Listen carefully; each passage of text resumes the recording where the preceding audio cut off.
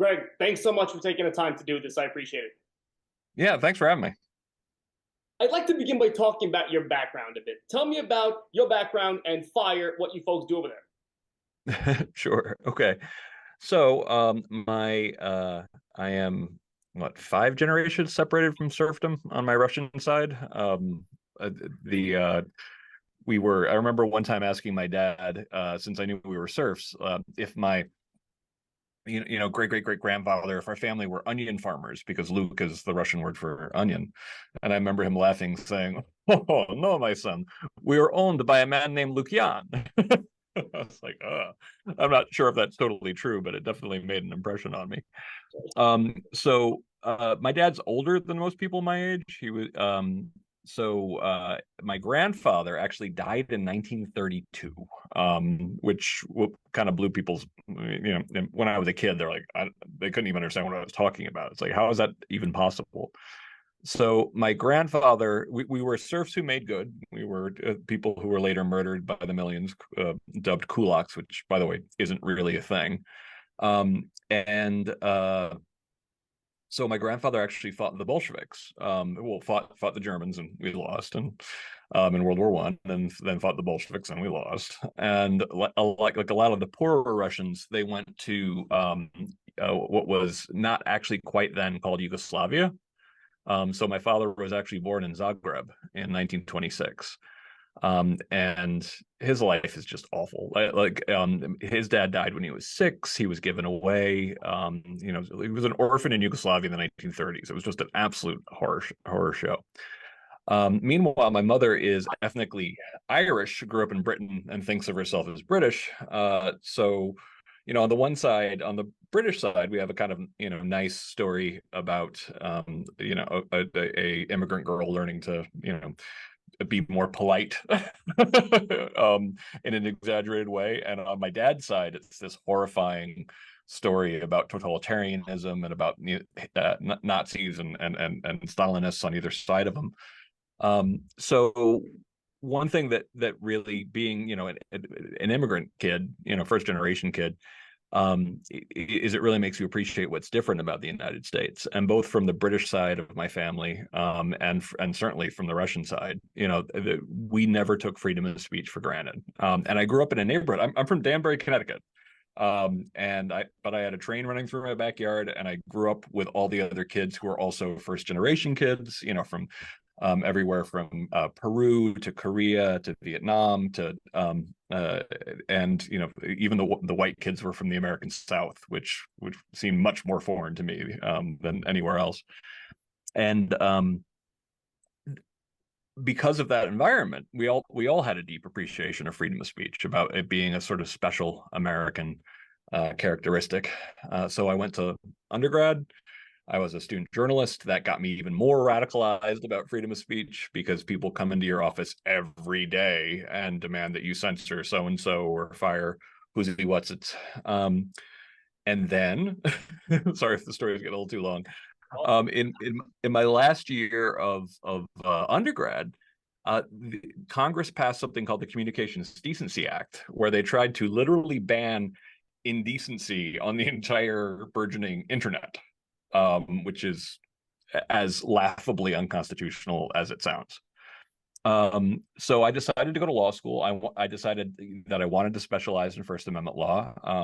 I got into Stanford, which was definitely not a kind of place I thought real people went to as a kid.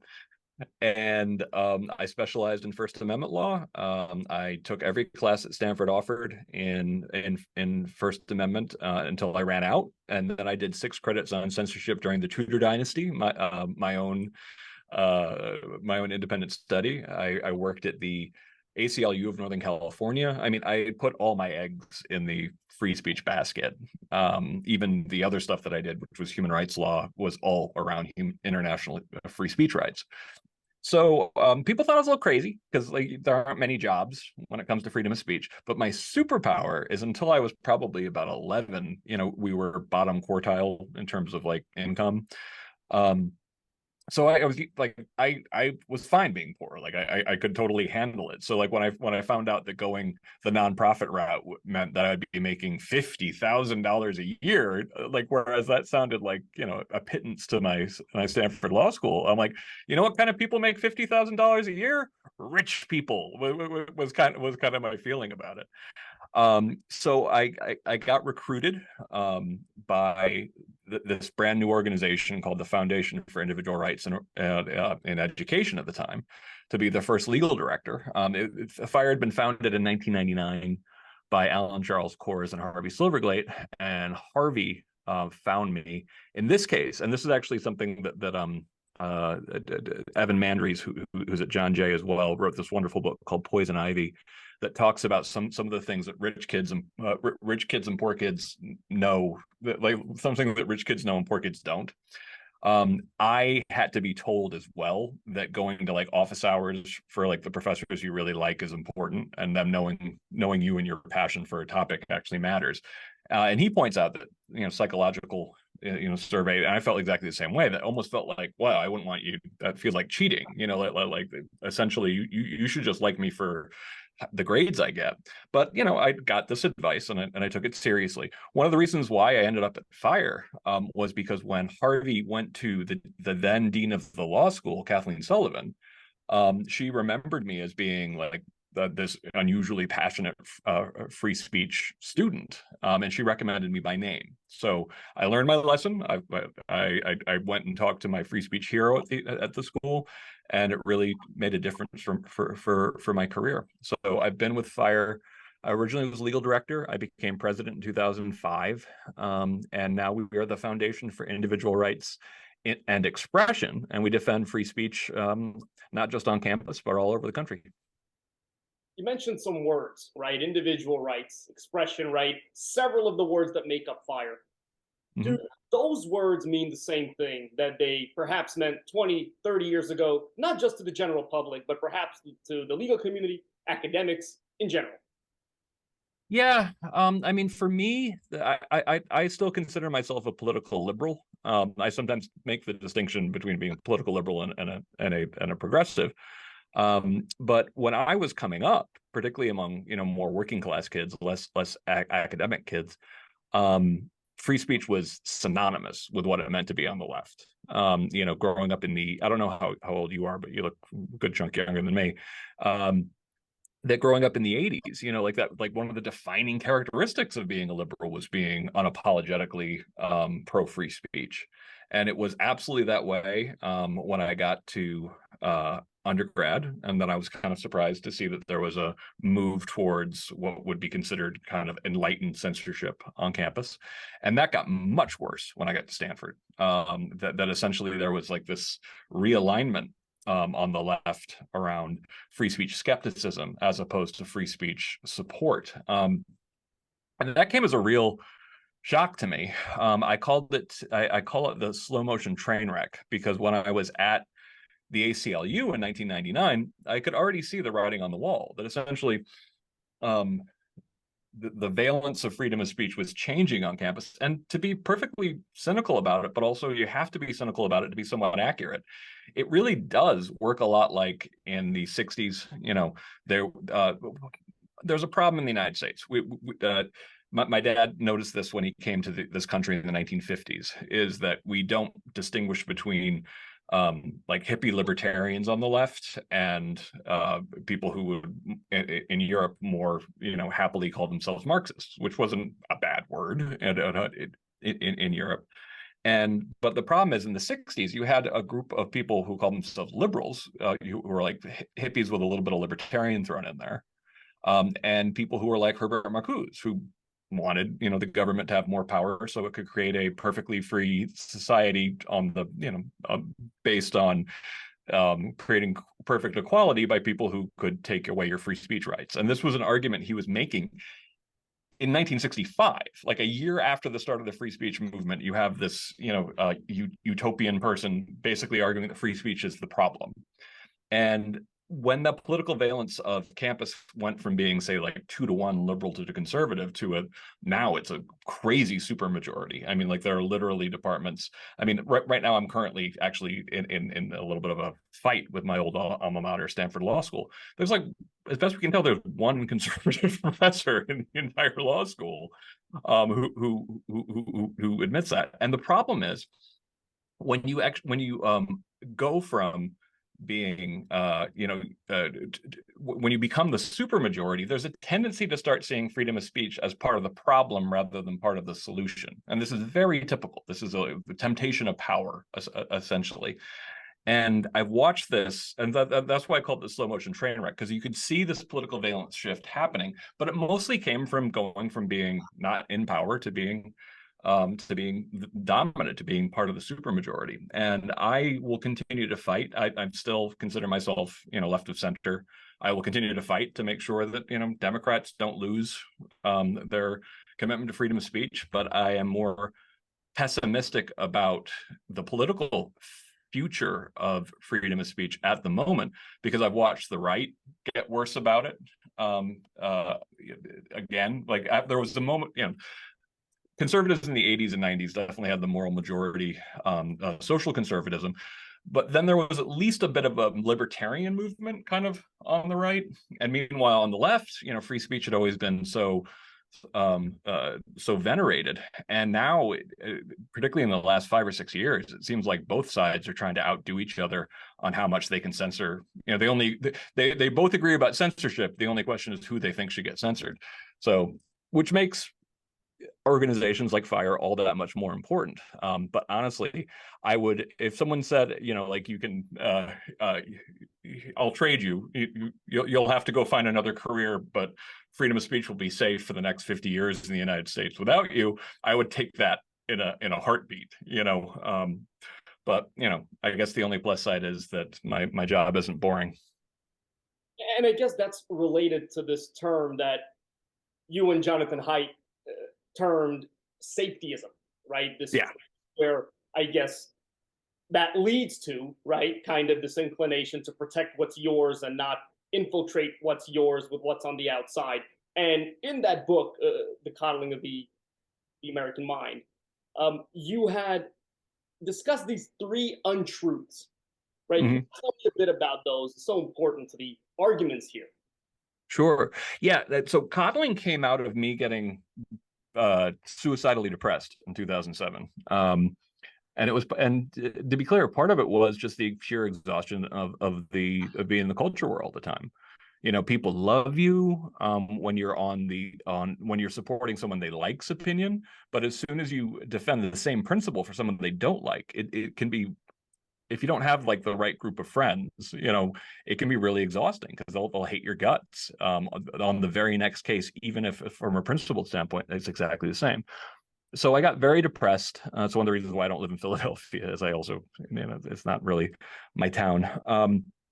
And while I was recovering from this, the worst depression I ever had in my life, I was studying cognitive behavioral therapy, and the practice of CBT, and you can know this stuff intellectually, but it doesn't do you a bit of good unless you actually sit down with your own thoughts, a couple times a day, and try to get in the habit of talking down your own thoughts, which basically means kind of like everybody has what are called cognitive distortions. Those are sort of mental exaggerations that tell you you're fragile, that you're in greater danger than you are, that people hate your guts, that everything's going to work out poorly. Everyone does these to a degree, but CBT recognize that people who are depressed and anxious do this far more often. But if you can intercede, not through the power of positive thinking, but through developing the habits of going, wait a second, that's catastrophizing. That thought right there is catastrophizing. This thought's mind reading. This thought's fortune telling. You can kind of talk yourself down. And I'm literally living proof, because I really, if you told me in 2007 I'd still be alive today, I probably would have laughed at you, because I just assumed eventually I was going to kill myself. And I'm night and day different now. And I also get, got help from medications of like people who are depressed. To be clear, I'm not saying I just white knuckled this, but CBT really made a long-term difference to the way my happiness worked. And while I was studying this, I was still working on free speech on campus, and I was looking at what was going on campus, and looking at the way administrators were constantly sort of exaggerating threats and assuming that students couldn't actually handle opinions that hurt their feelings and all this kind of stuff. And I'm like, it almost seems like adults are saying, do catastrophize, do engage in emotional reasoning, do engage in all of these cognitive distortions. But at the time, I said, thank goodness it doesn't look like the students themselves are listening. And then suddenly, right around 2013, going into 2014, you started seeing students showing up on campus who, when they would talk about freedom of speech, were talking about it in a medicalized way, that not this speaker should be banned from campus because I don't like the speaker and I think the speaker's a bigot, saying, I don't think the speaker should come to campus because it will be literally psychologically harmful, usually to someone else on campus, and that will do permanent damage because everyone can be easily harmed by words. And I was like, oh, wow. So this thing that I've been afraid we're teaching a young generation, it seems like this is getting through finally to the people who started showing up on campus around 2013, 2014. So Haidt and I got together. Jonathan Haidt and I just become friends because we actually share a similar kind of position in the culture war, where we're constantly trying to, referee to a degree, being like, get the right and left to actually talk to each other. And we came up with an article in 2015 saying these same things that led to this uptick in censorship on campus that was really noticeable in 2014, 2015, are the same things that could actually are the same kind of mental habits that will make people anxious and depressed. So it got really, the article, was very well received at the time. And then we fixed the whole problem. Just kidding. And things got much worse. And so, we were originally proud of the original article, and we weren't planning to write a book. But then, because things got worse, we decided to get together to write a book. By the way, I've always hated the title of Coddling of the American Mind. I opposed it both for the original article and for the book. I wanted to call it Disempowered, because what I feel like what we're really doing is we're telling students that they are weaker and more fragile than they actually are, and that's disempowering. So in the book, we framed it as if we were giving a generation of young people the worst possible advice, both from a wisdom tradition standpoint and from a modern psychological standpoint. And so we set it up in the beginning as if like an idiotic guru is telling us, what doesn't kill you makes you weaker. Always trust your feelings, and life is a battle between good people and evil people. And in the setup, we're kind of like, that's awful advice. And then we kind of turn around to the audience and go, so why are we telling young people this? And of course, we're not saying we're explicitly telling young people this, but I feel like we're implicitly telling them that they are fragile, that emotional discomfort is something that must immediately be addressed through outside interventions, as opposed to things like CBT, where you actually, just like all humans have faced throughout, as long as we've existed, things that upset or discomfort us. That's one of the reasons why Stoicism, Buddhism, all of these wisdom traditions have different techniques for talking yourself down. Nobody tells you, worry more, be more panicked. But it seems like that's what we've been doing as a society. And of course, the last one, life is a battle between good people and evil people. That's something that I felt like I spent most of my life watching people get somewhat more sophisticated about the fact that, like, even that person I hate, there are things we agree on, or we're both equally human, and that actually, everybody has both good and evil within them. So suddenly getting back to this much more, although actually like much more almost religious kind of idea of everything is just a battle between good people and evil people politically, and you see this on the left and the right as well. So we wrote this book in 2018, and we fixed it all. Sorry, I'm making that joke again. Everything got much worse even after 2018. So that's one of the reasons why I'm working on a book called Canceling of the American Mind, which is more about the huge, and I mean huge, increase of professors in particular, but also students I'm seeing getting fired, getting punished, getting expelled since all of this stuff really started to accelerate around 2016, 2017. Do you think any of this is related to the fact that so many folks in our younger generations here have not had to endure the difficulties that your grandfather did or your dad did? And perhaps, there's some that say that a better life leads to a weaker person, and then, vice versa. Is any of that something that you've seen? Well, I do think that some of the ideological issues aren't hitting schools that have a larger percentage of working class kids is not at all lost on me. A lot of the ideological stuff, the hot version of this, I'm seeing much more taking over schools that tend to have students that are overwhelmingly from the 1%. So I do think that some of that is coming from environments where they haven't faced enough challenges to at least be able to disprove the idea that they're fragile, to know for themselves that they can actually handle themselves.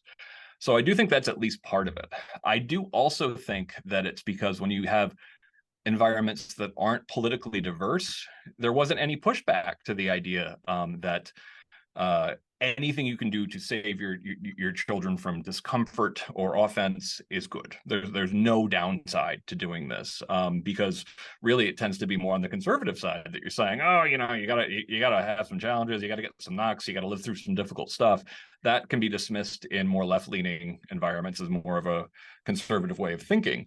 But I think that both points of view actually tend to complement each other. They can be very healthy, but when there's no interaction between the two, you lose all of this wisdom tradition of the value of being challenged, the value of persevering, all of these kind of things that actually give you, and this is a very important term, a sense of what your locus of control, that essentially that you can actually be self-directed, that you have self-efficacy, that you can get things done in the real world, and that you have some influence over your own life. Meanwhile, what I feel like we're teaching some of these oftentimes incredibly gifted kids, but who come from 1% backgrounds, is that they're too fragile to make decisions on their own, that they're easily damaged forever, and then parents, oftentimes with the best of intentions, give them the impression that they can't really make decisions on their own, which is just not, which is going to make you anxious and depressed if you believe that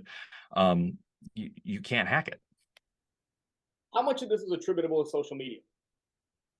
I definitely think social media mostly took existing trends and sped them up. Mostly. I do think it created some new ones too, though.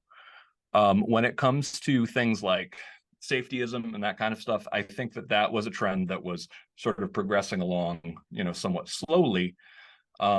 And then, in the age of Tumblr in particular, it really it took on sort of like a life of its own and sped up. Polarization was already getting pretty bad around the time social media started exploding, 2007 on, and that sped that up.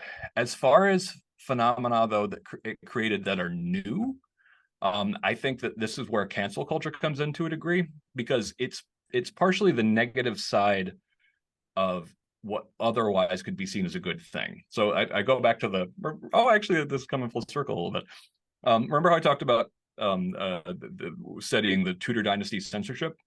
Well, that was all about the printing press, and the printing press was the original disruptive technology. And that from the point of view of 1521, this thing was not worth it. From the point of view of Henry VIII, like this, it just creates discord. It tears people down. It tears institutions down. It tears religion down. It also, by the way, led to a huge increase in the witch trials, although I'm sure that Henry VIII was probably, somewhat supportive of that.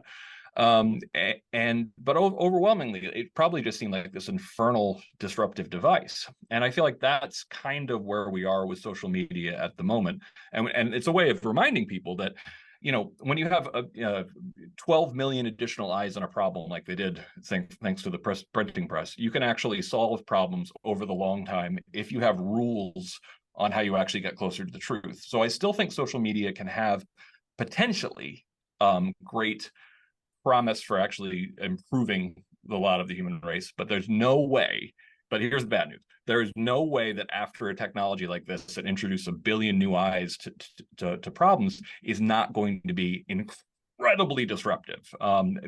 There's no way out. There's no easy fix to this, and there's no way out. And what those billion eyes mean is that any person, any idea, or any institution can be torn down, because with that much criticism, with that much scrutiny, anything can be. And there's some good news there. There were things that needed to be torn down. I mean, there were ideas that needed to be torn down. There were people like Harvey Weinstein who needed to be torn down. There were, there were dictators that were torn down, particularly in the early days of the Arab Spring and that kind of stuff. So it's not like that's never good. But we haven't figured out any way in which social media can build yet. And I do try to say, like, listen, we as a species have to catch up to this technology, and we have to develop new cultural ways of looking at it. But in the meantime, it's havoc. It's so funny that you mentioned the printing press, because I was actually going to close with a question about an article that you recently wrote about New York Times versus Sullivan. Mm-hmm. Do you think that there is a threat to any First Amendment principle, whether it's state action and the expansion of state action, whether it is the actual malice requirement imposed in New York Times versus Sullivan, or is there none that you see? What is, from your perspective, the biggest threat to First Amendment kind of precedent today? I would say the biggest threat to First Amendment precedent is more long-term than short-term. I am worried about the threat to New York Times v. Sullivan, and that's mostly coming from the right. But I have heard people on the left as well be critical of New York Times v. Sullivan, which creates very high bars before you can find someone guilty of defaming a political figure. And I think that's, to me, that's one of the things that makes American law exceptional in the good way. Now, I get sometimes when people on the right are mad that there are cases where it seems like even that standard is met, that journalists engaged in they either showed reckless disregard for the truth or actually acted in knowing falsity. And I can understand being mad about that, because when journalists actually knowingly make up stuff or don't or recklessly just avoid disproving themselves, that isn't good for public trust. But I do think that the attempt to fix New York Times v. Sullivan will be disastrous for freedom of speech. But I am more concerned about the long term when it comes to freedom of speech in the United States, because right now, at least when it comes to the law, we have judges who are pretty good on First Amendment and some who are great. It's partially because in law schools, there's been this, just like I said, like this thing going back to 1965, this slow motion train wreck where students at my own alma mater, they're learning basically that free speech is the argument of the bad people, not free speech is the argument that is necessary to protect minority opinions. And I always have to explain this, because like law students aren't learning this basic fact. Historically speaking, so I talk about this this misinformation that law students are receiving, where it seems like they're being taught from an early age that free speech is the argument of the bully, the bigot, and the robber baron, the 3 Bs. And I'm like, okay, I got news for you. Robber barons, rich folk, rich and powerful folk, they do pretty well historically because they're rich and powerful. Like wealth and power tends to provide you a lot of protection. And when you start getting into democratic forms of government, the majority, even if they're a bully or a bigot, they are protected by majority vote. You literally only need freedom of speech to protect minority points of view. And the reason why this isn't getting through as much on campus is because on campus, a lot of the people who are in charge don't like to admit that they're powerful, they're popular, and they're in charge. Like they like to pretend they're still the underdog, even at schools that have, I don't know, $40 billion in the bank, like Stanford. So I do think that the long-term threat to freedom of speech is coming, unfortunately, from many law schools themselves, I assume, though not John Jay. Greg, this has been so great. I really appreciate you taking the time. What are you up to in the coming months and years? What are you going to be engaged in moving forward? Well, expanding FIRE is one of the things I'm most excited about as we expand off campus. Getting us a world-class litigation department. The next thing that I have coming out is Canceling of the American Mind, which should be out in October. I'm pretty proud of how that came out because it's also an indictment of the way we argue as a society, not just cancel culture by itself. And the next thing I want to work on for trying to spread the word of freedom of speech is a comic book to try to explain some of these concepts in what was my first creative language. I'm a big comic book nerd. Greg, once again, thank you so much for taking the time. Very much appreciated. Thanks for having me.